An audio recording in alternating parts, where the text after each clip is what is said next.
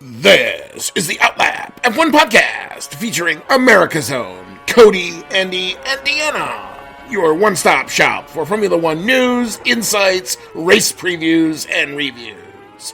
Join us on the Outlap.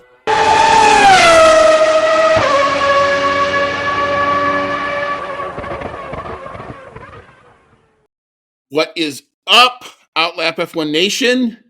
This will be Season 6, episode number 27 of the Outlap F1 podcast, and we have got a treat for you today. It's our exclusive interview with Guardian journalist Giles Richards, joining us live from the UK. Welcome in, Giles. It's good to see you. And how's it treating you this Friday morning? Or for you, it's Friday afternoon. For me, it's Friday morning. But how's it treating you this good day? Hi, Andy. Hi, Cody. Yeah, it's very good. Thanks. Thanks ever so much for having me on your podcast. Real thrilled to be here. Yeah, I'm fine. It is Friday afternoon, so I'm looking forward to the weekend when England will win Euro 2024. Are you also going to be at the Goodwood Festival of Speed? Unfortunately, I'm not. I've got a few other things, which is a shame because I was looking forward to seeing the new Red Bull hypercar, but I'm afraid I can't make that. But it is all over. It's all over social media, so I've seen enough of it, I think.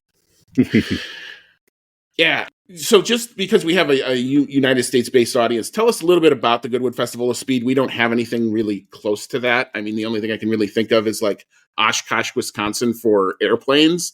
But right. So just kind of tell us a little bit about it and how all that works.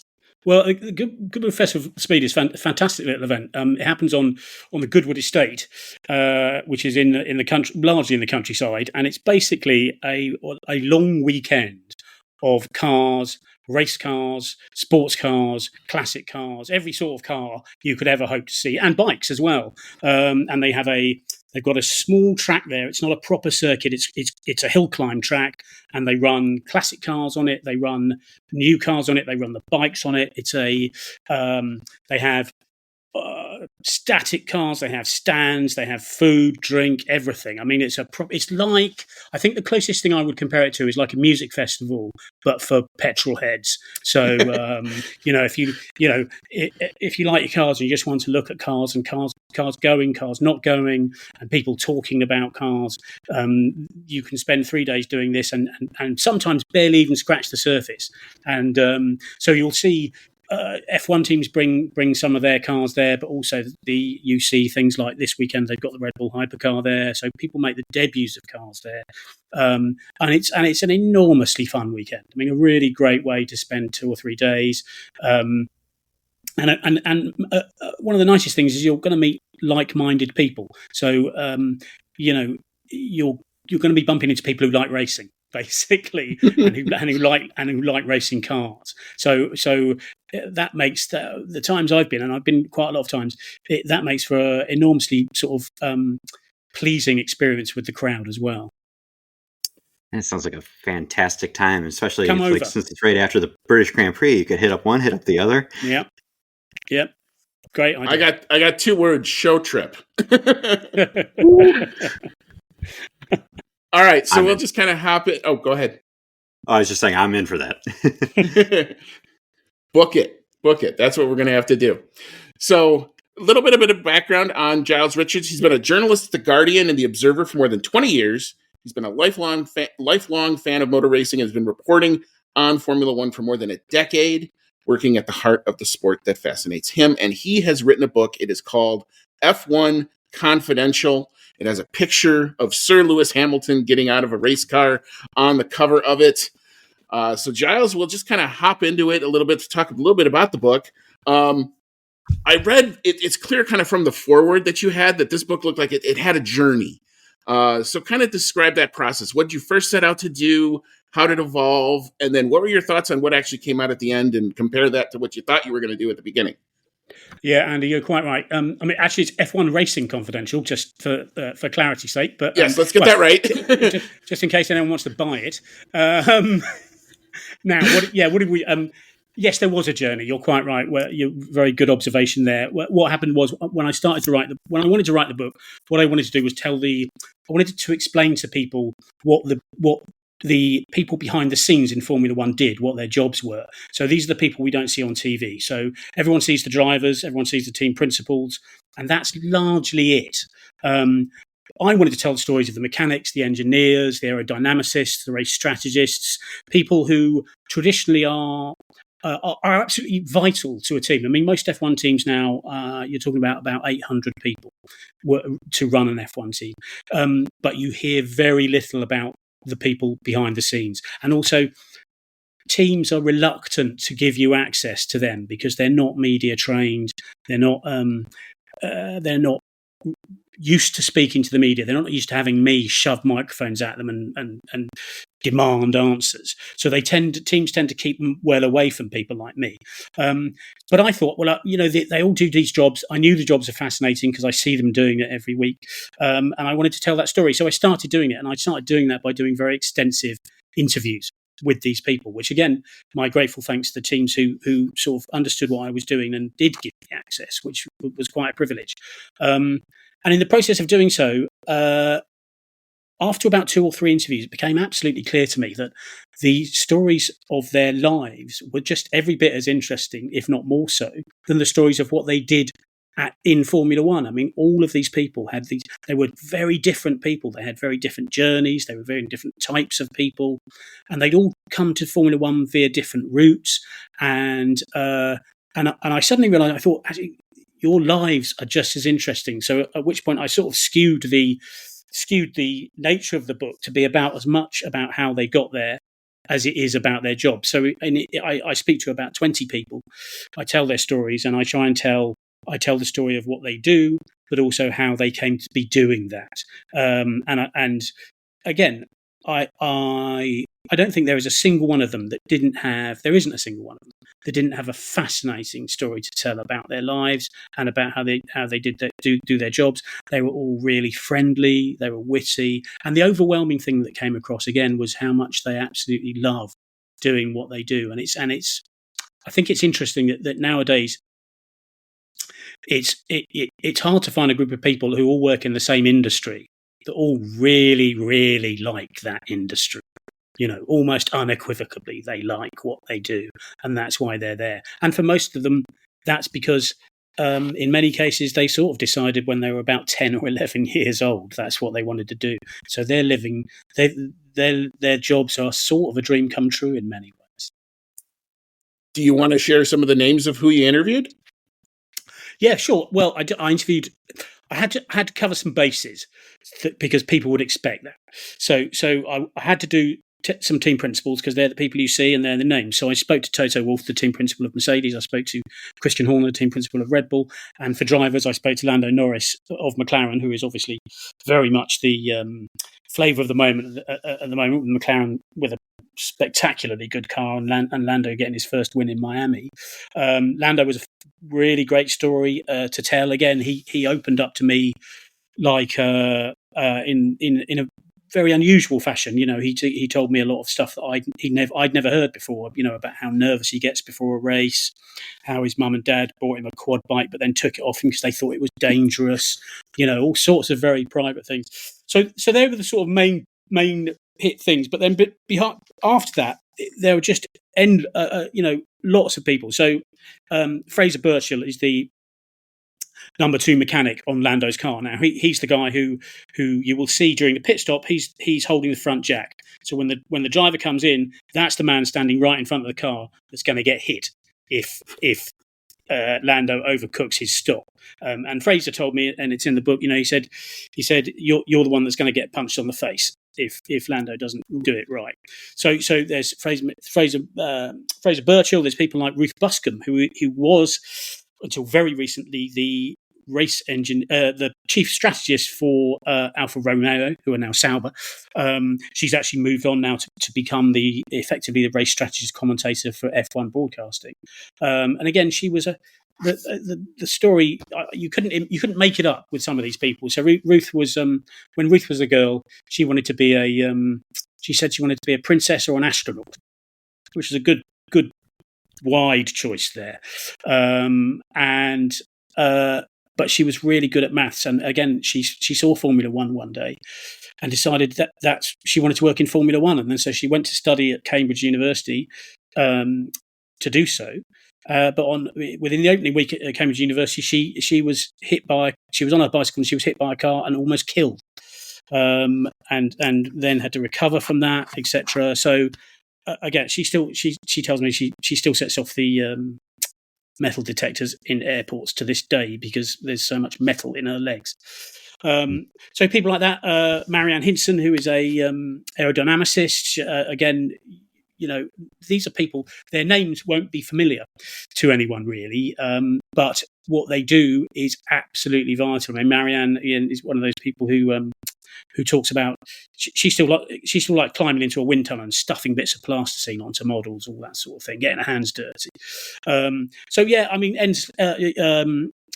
Rupert Wainwright, who was when I did the book. Obviously, things move fast in Formula One. So when I wrote the book, Rupert Wainwright was Rupert Mannering. Sorry, was the Carlos Sainz's personal trainer. His physical fitness guy. He's now Max Verstappen's personal trainer. So you will see Rupert on the grid. He's the one with Max at the last minute when Max gets into the car. He's holding Max's helmets, he's holding Max's gloves, and he's the one that looks after him, makes sure he's fit to race. So again, these are faces you'll see, and they'll pop up on your TV every now and then, but you probably won't know how they got there or why they got there. I mean, another one that stands out is Paul Monahan, who is the chief engineer at Red Bull. Again, you'll see him on the grid a lot. You'd probably recognise his face, but you probably wouldn't know what he did. And his nickname, everyone calls him Pedals. I mean, quite literally, no one calls him Paul. It's just Pedals. If you say Paul, he probably wouldn't look at you. And again, his life, absolutely fantastic story there. He got the nickname Pedals because he used to, one of his first jobs in design was designing the pedal layout for Gerhard Berger, and Gerhard Berger kept being unhappy with the pedal layout, and so he kept being sent back to do more, and everyone on the shop floor who was building the pedals kept saying to Pedals, "You're rubbish at this. You have to keep doing it again, Pedals." And that's how he got the nickname, and that's how it stuck. So again, endless numbers of people there. I mean, a real fascinating group of people. Fantastic. So, out of all of the team roles that you did interview, you're obviously very very involved and very familiar with the backgrounds of the teams and how they operate. But how much did you personally learn new about their roles within the teams? Well, that's a great question, Cody. And the answer is I've been doing this for over a decade, and I learned an enormous amount, absolutely huge amount of stuff I didn't know. Again, because we are, as the media, generally kept away from this. So you can talk to people and you can understand people, but to have someone describe it to you firsthand is absolutely invaluable. I mean, people were telling me stuff I had literally no idea about. I mean, there's very interesting stuff from one guy I spoke to was called Neil Ambrose. Now he is a what they call a computer numerical machinist, which to you and I, and probably most people listening, is what we used to call the guy who would build stuff in a garage. When F1 cars used to be made in garages by 10 people with a spanner and a lathe, well, now it's 800 people, and the manufacturing engineering part of it, when they're manufacturing a small part, that's all done by machine, but someone has to run the machine, and the machine is these are huge things. They're the size of porta cabins, and they are accurate. They have enormous numbers of moving parts. I mean, again, he explained all this to me, and I had no idea about this. I had no idea how complex it was, how complex doing that job was, the skills it took, all this sort of thing. I mean, he showed me. I mean, he showed me the factory and what went on there, and I was taken aback at just quite the level of detail that was involved. And I mean, another thing was what fascinating was James Allison, who is the chief designer at Mercedes. I mean, James had another great story, but what was interesting about what he said about the design of a car is this popular misconception nowadays, or that we still have nowadays, that there is a designer that designs the car, and they sit with a piece of paper or computer, and they go, I think it should look like this, and wave a wand and all this sort of thing, and that's perpetuated by the Adrian Newey scenario, where Adrian still is very much hands-on in the design of the car, but that is very much not the norm at all. So the actual norm is it's dozens and dozens of people all working together toward the design of a car, and someone like James Allison is overseeing that. But he was very eager to say it drives him mad when he sees someone's written, the W15 designed by James Allison or whatever. He was like, it's just nonsense, absolute nonsense. It can't be done like that anymore, because the cars are too complex. The regulations they have to be designed to are too detailed to allow one person to just go, I'll just do some drawings here, and there we are, and there's your car. So again, things like that, and James gave me quite a lot of detail, about how the sheer numbers of people involved and the volume of work they have to do. So yeah, I mean, I would say almost all of them have had informed something I didn't know about. Excellent. As far as the backgrounds of those that you interviewed, one that I found particularly interesting was that I didn't know about was that Oscar Piastri's race engineer Tom Stallard is an Olympic silver medalist in rowing, and I found it so amazing that he went from one extremely dedicated career to another. And I found it very interesting that he talks about how his career as an Olympic rower influenced his approach to being a race engineer. Do you have any particular favorites out of like the personal facts that you learned about those that you interviewed?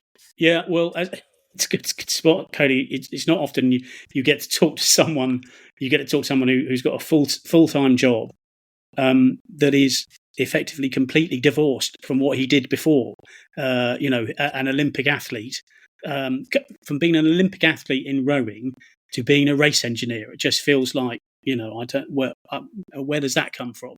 So yeah, I knew his background, so I knew he was going to tell me about that. But I couldn't not. I mean, he was top of my list because I thought, I've got to find out how this happened. How on earth did you come to this? So yeah, Tom had a great story, but that was one of the only ones where I knew his background before I went into it. But yes, there's plenty of people. I mean, there's and the variation is fantastic as well. So I mean, one guy, Pete Mabon, who is the tyre engineer at McLaren. He's embedded. He works for Pirelli, but he's embedded at McLaren, so he manages the tyre engineers. Again, he was a fascinating guy. Left school when he was 16. Didn't have very few qualifications. He genuinely thought he really wouldn't come to much. He didn't think his life would amount to much. He didn't have any particular ambition or anything in those days, and he got into motorsport by helping out, I think it was a bike team by accident, and that led him in one thing to another. He was. I mean, when I say a bike team, he was driving the truck for the bikes. He wasn't doing tyre engineering or anything. But that did lead to another option into in another part of motorsport, and eventually that led to tyre engineering, and eventually, ultimately, that led to Formula One. A job with Pirelli. I mean, he went to F2 and F3 first. Formula One with Pirelli, and since then he was one of the co-creators of the laser device that Pirelli used to measure the grip on a track before a race. So again, if you see any coverage from a Thursday, for example, you'll see Pirelli people wheeling this little box round the track, and the box has got a laser in it and stuff that I don't understand. And that is measuring the grip level ahead of the weekend, and that's what they then feed back to the teams and the data engineers. Now, Pete was absolutely crucial in creating that device, absolutely vital in doing so.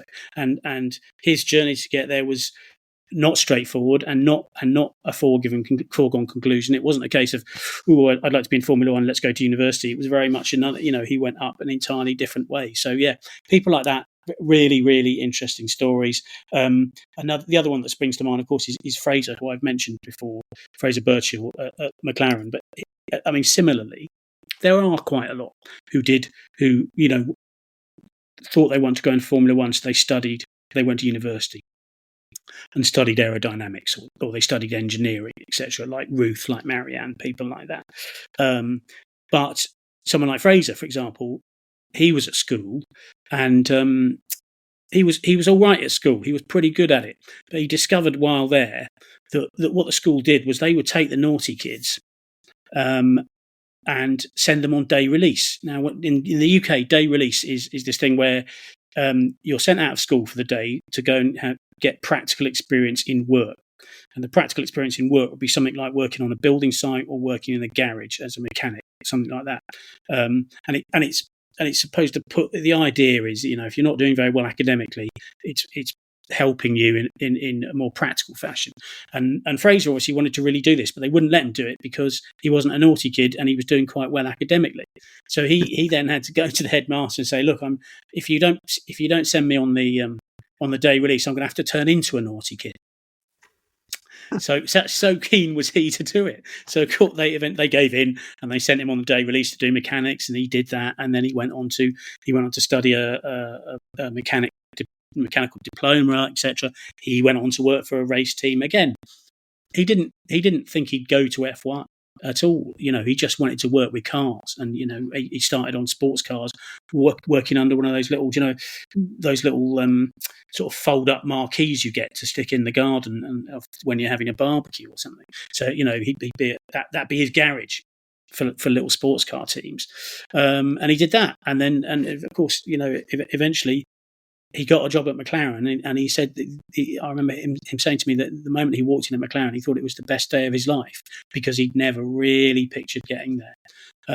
So people like that really stand out for me, where they it wasn't necessarily a charted route to how they got there, but it is, I think, inspirational to anyone who might want to join the sport and who might think, well, I wonder if I can, or is it possible? And I think their stories, and there are many of them like that, are indications that you can do it, and you don't have to have graduated from Cambridge to do this at all. And one of the overwhelming things that everyone involved in this project said to me was they were really keen that their stories should inspire the next generation of people in Formula One. So look, if you're listening out there now, and I hope you are, it is doable. These are inspiring stories, and I hope they do. If they inspire just one person to get into Formula One, that'd be fantastic. And that's amazing. I mean, I love all of the diverse backgrounds and everything. If there's an underlying theme that I just get from just all of the stories and everything, is it definitely takes a village. But I mean, is there an overriding theme that you kind of wanted to share about, just this collection of stories and everything that would, I guess you kind of already said it, kind of choose to inspire the next people who want to come into the sport? Well, yeah, that's right, Andy. There's two things, I think. There's one which you've just said and I've said, which is they all overwhelmingly wanted to inspire people to come in. They wanted their stories to act as a inspiration, in the sense that, look, you can do it, and you shouldn't be put off by your gender or your colour. I mean, there's a lot of women in this book. There's a lot of people, a lot of other ethnic groups in the book. You shouldn't be put off by any of that. There, it is achievable. It might feel like it's something far, far away, and because it's all like super glamorous and all, it's Formula One, blah blah blah. But there's lots of perfectly normal people. They're all normal people.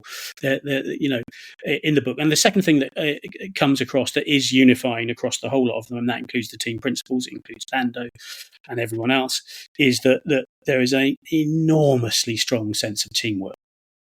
And the sense of working as a team, and it is inescapable. They all say it, and they all make a point of it repeatedly, that nothing they do happens in a vacuum. Everything they do is totally dependent on everyone else. And obviously, with about 800 people, that's a lot of people. Everything they do is dependent on everyone else. Everyone is codependent on everyone else doing a good job. And that sense of teamwork is quite extraordinary. I mean, it's you can picture it, I think, if you're talking about a football team. Or a football team as you know it, or a football team as a soccer team as I know it. You could picture that across 11, 15, whatever number of people. 30. But when you think about that across 800, that's of a different scale altogether, and really quite a thing. So that they all sense this, and that there is that genuine sense of camaraderie and the wanting one another to do well because it for a collective good, for the collective good of bringing the team forward. I've never seen that in any to this extent. I think in any other sport on the scale that it is shown in Formula One, which is why the other thing is you'll see when you see celebrations at the end of a race and you see them. They're all going bonkers and they're really excited, etc. That's not exaggerated. That's how they feel, And if you see a midfield team get a good finish, get a points finish, or a fifth, or even a podium, and they go and they are ecstatic, they mean that. They mean it. They really mean it. What it means to them is extraordinary, and it means it to them collectively, and that's what. And you see them. It's quite hard to describe, but if you are down in the pit lane, for example, after race, and this is happening, it's a little bit like when they're celebrating like that. It's a little bit like being at the front of a rock concert. There is a collective, there is a real sense of this is a moment we are sharing. We are sharing this together, and that again, regardless of the job they were doing. That came across from everyone, from the engineer to the team principal, right. I mean, even Lando. The last thing he said to me was that the greatest thing he feels about doing well in a race or winning a race, as he has now, the greatest pleasure he gets from it is that he feels the team have done well, and that he is.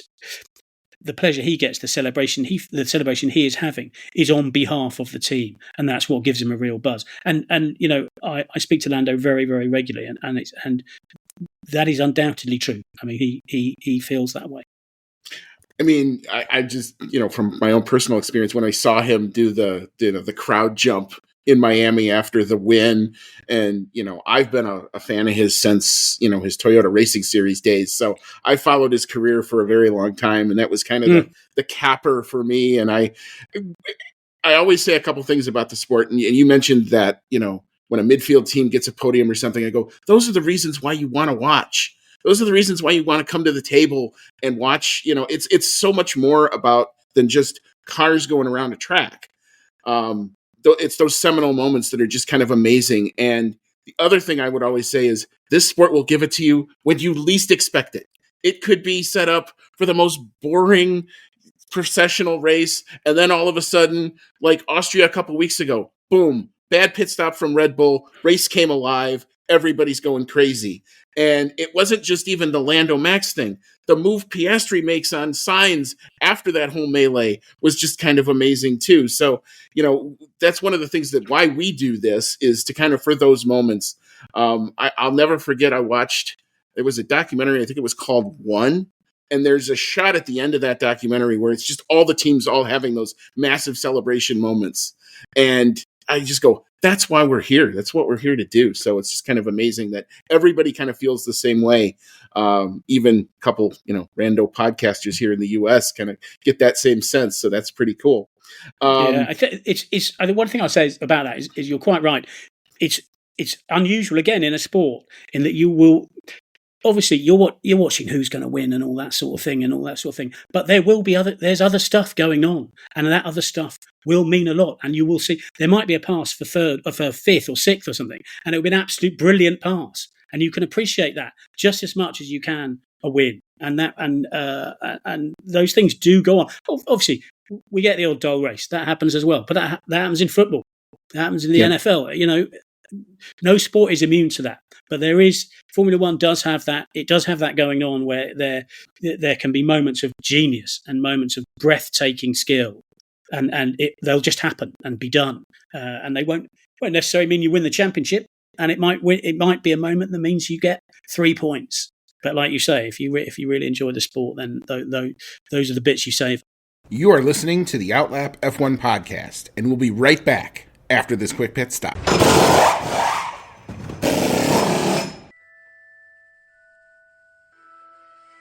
Grab your flu powder, broomstick, or apparate to your favorite audio streaming service to join the discussion on Hogwarts, a podcast, where Dan and his friends have in-depth chapter-by-chapter breakdowns of each Harry Potter novel. Join the group as they dive into the magical world and discuss plot points, analyze character development, and occasionally go off the rails. Whether you're a muggle who's new to the series or a pure-blood wizard who won't need a remember-all, Hogwarts, a podcast, brings everyone to the Great Hall for a magical discussion. Hogwarts, a podcast, available wherever you get your podcasts. Right. So with regards to the 2024 F1 season, has there been anything that's been a particularly big surprise to you so far this season, both regards to positive and negative? And based on our hats, I think we've got maybe a little idea where this one might be going. Yeah. Okay. Well, yeah. Obviously, I think McLaren have been awful. Take that, McLaren fans. Wet hats. No, I'm joking. Yeah, positive and negative. Well, yes, you're right, and in a way, it's the same thing. The season started. The way the season started, I was very concerned that we were going to watch Max walk away with it all season as he had done the previous season. Which I'll be honest, I think Max is a great driver. No debate about that. I think he's a very, very good driver, and he's got a very, very good car. But that doesn't mean I want to watch him win every week. I'm not biased in the slightest. I should add that. When you're a writer, a journalist, you get accused by every single fan of every single different team of being biased against X driver. So Lewis fans think we're biased against him. Max fans think we're biased against. The fact is, I don't have a dog in this fight. I write about it as I see it and as honestly as I can. So, in that, with my honest hat on, I thought, oh dear me, I'm going to have to watch Max Verstappen win 22, 23 races again. So that was a negative at the start of the season, especially after the season before. But then the positive is what's happened since then, which has been a surprise and has been absolutely brilliant. And the first thing is the resurgence of McLaren, which has been absolutely fantastic, that they have made this extraordinary step. They made a great step forward last year. This year, even better. The fact that Lando has stepped up very, very, very well to take it to Max ever since that's happened. And to be fair, he's made a few mistakes and he's held his hands up to them, which is very good. I think, there were 2 or 3 occasions he could be on win number 3 now or win number 4.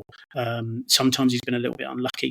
But what he has done and McLaren have done that has been brilliant is as soon as the car was there, they put Max under enormous pressure. That has revitalised the championship completely. I mean, I think I'm right in saying we've now had 6 different winners this season. Now, if you'd asked me that at race 3, I would have laughed you out of town. I would have said, forget it. We might have 1 or 2 other winners. But so that's happened is a fantastic positive. In a way, what's sad about it is because we've had so many different winners. Max is still edging away in the championship because they're all spreading out the points a moment. I mean, again, seeing Lewis win at Silverstone last week, what a fantastic moment that was. And that's not because I'm a British journalist. It was just a great. He raced brilliantly, and it was great to see a Mercedes win a race on genuine pace. There wasn't a safety car, there wasn't an issue, there wasn't a crash, there was nothing like that. Mercedes won on pace, and anyone who's a fan of Formula One wants to see a competitive race at the front. They want to see Red Bull, they want to see Mercedes, they want to see Ferrari, they want to see McLaren. I mean, if we had a proper 4-way fight, for the rest of this season, that would be what an absolute ding dong battle that would be, and everyone would love to see that. And if in the end Max came out on top, fair enough. Well done. It means you've won against a proper fight. So the positive right now is that I think it's looking the season where we are now is a billion times healthier than where it was 4 months ago, and potentially when we get to Hungary, there is a reasonable chance that there will be four teams in the fight. There really will. If Mercedes continue, Ferrari have gone off the ball a bit, but in Hungary, we could see a 4-way fight for the front, and that would be fantastic. Yeah, I mean, I think when we were getting ready for Great Britain, you said it could be any one of 5 drivers that could win. And when was the last time you could legit say that? And we couldn't tell you which one of the 5 was going to do it. So, I mean, it was just kind of amazing. And of course, now that we've gotten the formula, or this formula looks like we've gotten some good convergence, things are competitive. And in true F1 fashion, now we're going to go change it. It looks like we're going to go in a totally new direction with both aero and with engine. And we've only seen the prelim stuff. We know it's kind of early days. Is that just the nature of how the sport has operated from the start? If you're a fan and you're just now coming back into it and you're going, oh, wow, this is so epic. Should we feel frustration with that? Or should we feel excitement because it's a new era that may come in? We're obviously talking about 2026, but what's your thought on that? Yeah, well, Andy, you're spot on. I mean, there is frustration about that, and it's not confined to fans or journalists. We've seen convergence. Now we would expect even more next year. So I would expect, if you're talking about Mercedes edging closer and Ferrari edging closer and McLaren edging closer, you'd expect even more next year, which means that next year should be even better. And then, of course, in 2026 we start from scratch again. Now it is sort of historically how the sport has worked. There's always been regulation changes over a sequence of years, etc. The difficulty we have with this is that, again, this time and the last time it has happened just literally as things were getting good. The frustration that's occurring is because everyone knows this. The teams know it, the FIA knows it, F1 knows it, the fans know it, they can see it. So there is frustration there. The problem is, and I spoke to Fred Vasseur about this, the team principal of Ferrari, and he knows it. And he said, yes, they would rather extend the current regulations, but they're almost certainly not going to, because the regulation change was agreed after discussions with potential manufacturers about entering the sport. So those rule changes were effectively, especially around the engines in 2026, were made to encourage your Porsche and Audi, etc., to come in as manufacturers. Now, of course, Porsche chose not to, but Audi did, and Honda are coming back in 2026 as well along those engines. So it is all but impossible to now turn around to your Audi and to Honda, for example, and say, sorry, lads, we're going to extend. You can't. You can come in 27 instead, or 28, because that's when we're going to extend the current rules till then. Because as manufacturers, they would say, well, no, we've spent a huge amount of money aiming at 26, so that's what we're going to do. So unfortunately, much as everyone would like to see it, that I think we are locked into a 2026 rule change, and that means that odds on are, I'm not saying this will happen, but odds on are that, as is usually the case, someone will interpret those rules better than someone else, and they will come out with a leap on everyone else. Now, in 2014, that was Mercedes, and in 2014, interestingly, the biggest advantage Mercedes has was their engine, and that was the differentiator of the first turbo hybrid era. The engine, and the Mercedes engine was fearsome beast. And in 26, that is likely to be the case again. It'll be a combination of the engine, how efficient the fuel is, which is going to be enormously important in the 26 regulations. No one's really made a big deal about that yet, but it will be, because the actual engine itself will likely make little differentiator, but the type of fuel it's using will be a much bigger differentiator, because so much more of the energy is also coming from the battery, from the hybrid system. So in order to make a difference, has to be something related to the ICE, and that will be the fuel. Which is, as you can tell, I'm sort of bored just talking about that, and the idea of talking about it repeatedly, like, oh, so and so's on top because Shell are making a slightly better fuel than Petronas, I'm afraid that does not excite me at all. But I mean, wait and see. That might not be the case, but that is what I'm hearing. So chances are someone will make a leap, and if they make the sort of leap Red Bull made with the last regs in 22. It's taken what are we now? It's taken the best part of 3 years for everyone else just to get close. And again, you have to factor into that things like the max factor, which I believe used to be a range of makeup. Certainly in the UK, Max Factor, very famous in the UK. Get Max Factor. Max Factor in this case, though, of course, means that he is able to exploit more from that car than anyone else, as is repeatedly demonstrated by his advantage over his teammate. So there's things there. If someone has an advantage, and then you have a very good driver, and he's not the only one. If McLaren have an advantage, then I expect Lando to exploit it, and if Mercedes, I expect Lewis to exploit it. Oh, sorry, excuse me, 26. If it's Ferrari, I expect Lewis to exploit it. So yeah, I would like to see. I would like to see an extension of the current regs, but I'm not holding my breath. Excellent. For our next question here, this is more related to us as U.S. fans of Formula One. Now, I've gone to the United States Grand Prix with Andy on 3 different occasions so far. First time was in 2016, and then also in 2021 and 2023. And I can tell you that the audience difference over that amount of time has been pretty staggering. In 2016, it was, well attended, but relatively mild, I guess I would say. Whereas in 2021 and 2023, it was insane. It was full packed, record audiences, diehard fans coming from all over the world.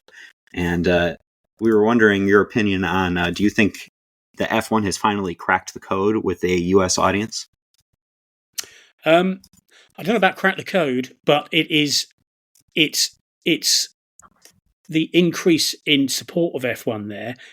It can only be welcomed. I think it's brilliant. I'm so pleased that there is a US fan base growing now. That people get sniffy saying, "Oh, it's because of Drive to Survive." I don't care. Come because of Drive to Survive. Come because you like other sports and motor racing. I don't care. All are welcome in this church. All if you like Formula One or you just like racing, come watch. And so I think it's absolutely brilliant. I mean, I'm hesitant to say it's cracked it yet because breaking America, as British rock bands know, is remarkably difficult. And I think F1, seeing the numbers in F1 are good, but they're not. A comparison to the sports you really like, your NFL, your NBA, etc., they're tiny still. So it's got a long way to go to do that. But having said that, having gone from like one race in the US for a long time, and for about a decade, no race at all, to having 3 races a year, that's extraordinary. That's absolutely incredible to have done that, and those races to be really popular. Not just I know exactly what you mean about COTA, because I was there in the early years. Really struggled to get the numbers, and now you can't get a flight into Texas on those weekends. You can't. It's just we know. Yeah, there you go. We fly into San Antonio now. Just drive over because it's really the only way to do it. Yeah, absolutely. I mean, which is a great thing. That's I don't argue. And no one in Formula One in the teams or the organisation or the FIA or any of them are anything but absolutely cock a hoop about having a big US audience. They love it. They've always wanted it, and everyone in the sport likes it because more fans. Everyone likes more fans, and as I say, no one cares where they came from. And again, the other thing is, I whenever I go to a race, and I go to a lot of races, obviously, I always make a point at one point or other in the weekend of walking out and to the fan areas and talking to people. I just like to talk to people, find out why they're there, who they are, who they like, who they support, get a sense of all that sort of thing. Now, Miami's first year, I did that, and I spent about 3 hours out in that fan area, and the the sheer level of enthusiasm was extraordinary. And Miami, I mean, bear in mind, Miami's an expensive race. You know, that's not cheap to go to. So, these weren't just the people I spoke to. They weren't just there, you know, like, oh, this is something I do because we've got a lot of money or something like that. They were proper fans. They were really enthusiastic. They knew about the sport. They knew the drivers. I was enormously impressed how many they were supporting Lando and they were supporting Charles. They liked young drivers. They liked the attacking drivers. They liked all this sort of thing. It wasn't just a case of, oh, I've heard of a Lewis Hamilton, so I like Lewis Hamilton. So yeah, that enthusiasm is absolutely brilliant, and you know, that has a knock-on effect. I mean, because Formula One are the race promoters of the Las Vegas Grand Prix. Now, you don't do that. You don't take that on, that financial commitment on, unless you're pretty sure you can pull it off. Because they could have taken an absolute bath on that financially if it didn't work, you know. So Formula One won't have taken that decision lightly. They did it. They went to Vegas, and it was fantastic. And believe me, lots of people thought it would fail. Lots of people thought it would be a poor event, etc., etc. And you know, it had teething problems. No one wants to see their car knacked by a manhole in practice one, etc. A lot of races have that sort of thing. They got past it. They made it work. They made the city work. I know a lot of people in the city weren't that happy about it because of the roads being closed and workers not it being more difficult for them to get to work. And I totally sympathise with that. But at the end of it, it also made money. You know, it made money, by which I mean for Las Vegas, for Nevada County. You know, the workers were making money. I went on a tour to the Grand Canyon when I was there because I've never seen that, and I went to see Hoover Dam as well, both of which were just blew my mind. Fantastic. I think the Hoover Dam is one of the greatest things I've ever seen in my life. And the tour guide was saying the only real way to test if Vegas, if this race works, is if people who work here feel they've made more money after the weekend. And the overwhelming feeling was after they had made more money. And I don't just mean, I'm not talking about casino owners. I'm talking about the people working in casinos. I'm talking about people working, you know, service jobs. People who need Formula One fans being there, spending more money, worked for them as well. So again, I went out and spoke to people there. Everyone in Vegas was having a great time. I mean, you know, hard not. I mean, I apart from me, I lost a huge amount of money. But, that's part of the fun, I guess, right? That city, that's what that city does. It is designed to take money from your pocket and not have it be with you anymore. That's what they do. It does it very, very well. So look, I mean, I spoke to people there. They had a great time. All this adds up to, you know, Vegas is set out, Cota's sold out, Miami's sold out. This is brilliant stuff. You know, the sport's growing in the US, and it's something everyone. I couldn't be more pleased to see it, and I know everyone else in F1 feels the same. All right, well, you answered one of my next questions, which is going to be about Vegas, so you pretty much probably took that out. So I'm just going to say, all right, if there is one thing in F1 in general, if you were suddenly made king of the world and could legislate whatever you wanted, what is one change you would like to see happen in the F1 world? Right, so it has to be in the F1 world. I can't just be king of the world, and end the war in Ukraine or something. But well, I'd love to do that too. But we got to deal with what we can control here. Okay. What would I like to see? I tell you what, one thing I would do if you gave me complete control of F1, and I'm not alone in this. The first thing I would do is I would make the cars smaller and lighter by a factor of about 40%, because they are too big, too heavy, and especially for a lot of the tracks they go racing on. And if you talk to any driver, and there is, I'm not exaggerating here, not one driver will disagree that they, you know, you see them. It's especially noticeable at Monaco when you see one of those cars and you think, well, quite clearly no one's going to overtake because you can't go side by side on a track like that. But it's not just there. It's other, you know, a lot of beautiful circuits we go to, like Imola in Italy. Again, they're too clumsy, they're too heavy to get into overtaking positions. So, and I think if you made them smaller and lighter, you would also start eliminating this need for artificial overtaking aids so much, like DRS, etc., which again, no one really likes. because it is an artificial aid. And again, the drivers don't really like it, and I don't think fans like it very much. You can start getting back to the idea of a car of people overtaking under braking, etc. Because they can nick the car out the inside, or they can just brake late and go out the outside. But that's not really doable when you're effectively driving like a garbage truck weight of car. It's enormous. And I'm aware this is pie in the sky, because one of the reasons they're so big and so heavy is because of the hybrid systems. You got to get them in there. You've got to get a big battery in there. You've got to get all that stuff in there, and they have to work around that. And while there is a commitment to keeping that, because that's what manufacturers want, because they want to sell road cars with hybrid systems in, that'll be the 26 regulations there. So we're not getting out of that for another 5 years after that.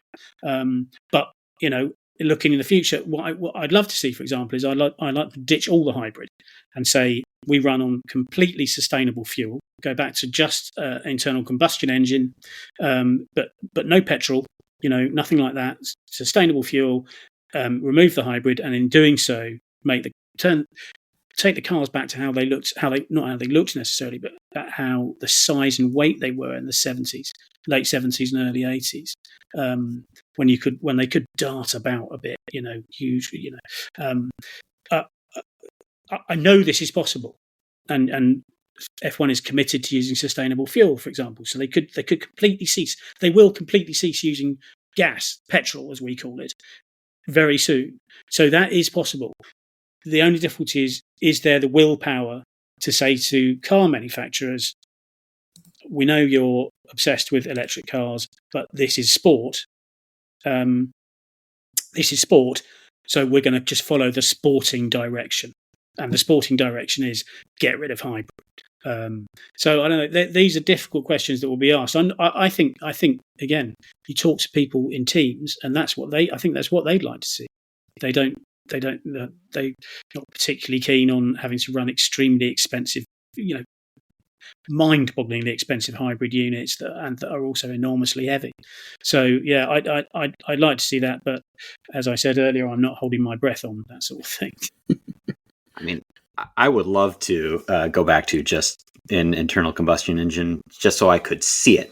Like I was saying earlier, the first race I went and saw was in 2016, so I missed by a few years getting to see the screaming V8 engines. The V8. And I would love the opportunity to see that. See and hear, because those screaming engines, they were just completely on another level. I only got a chance to see the V8 ones before they went to the hybrids.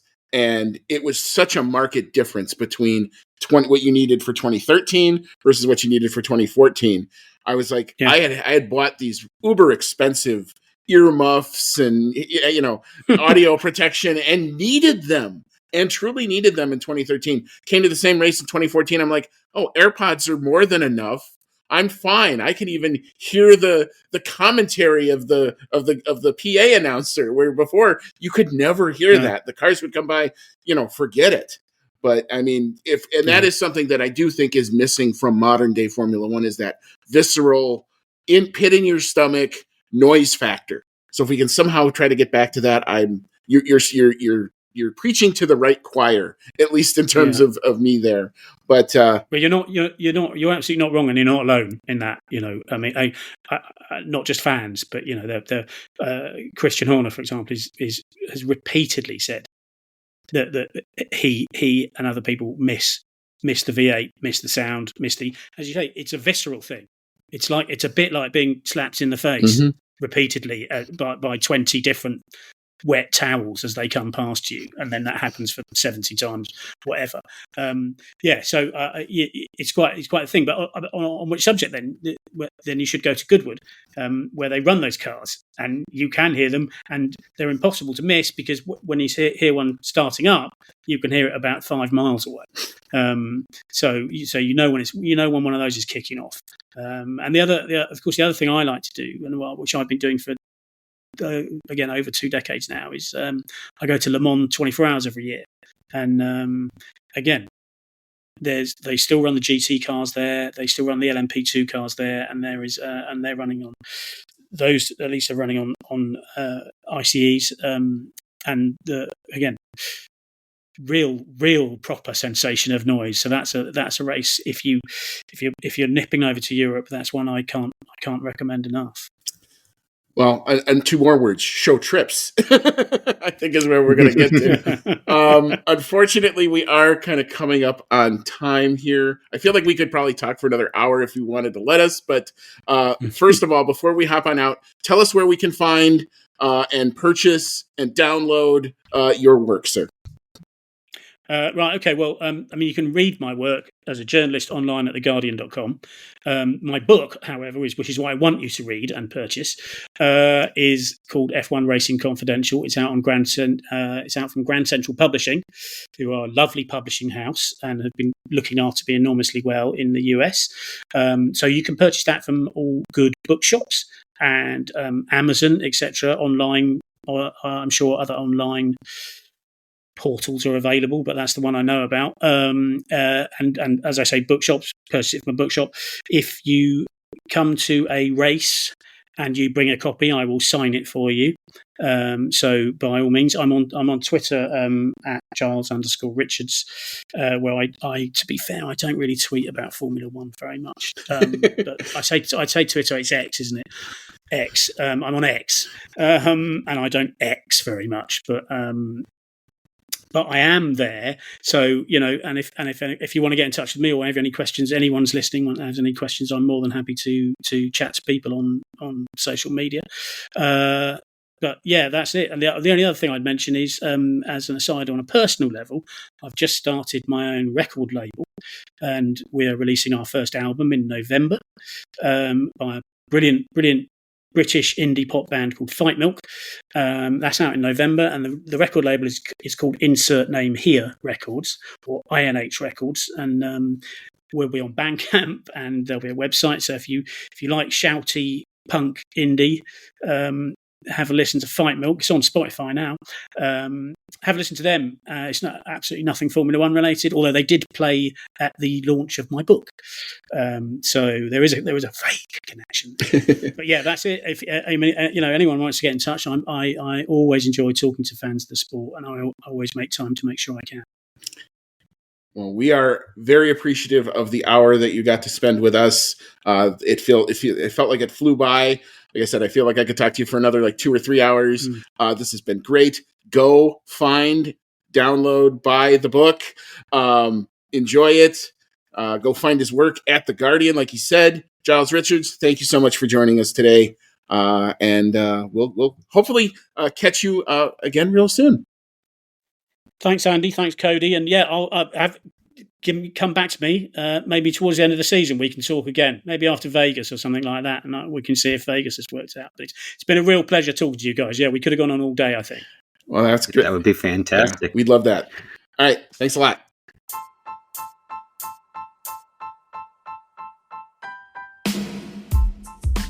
Thank you for listening to today's episode of the Outlap F1 podcast. If you like what you heard, click that subscribe button and be sure to leave us a 5-star review. If you want to connect with us outside of the show, check out our website at www.outlapf1.com. Find us on Twitter and Instagram at OutlapF1 Podcast, or email us at chatnow@outlapf1.com. As always, thank you so much for your support, and we'll see you on the next one.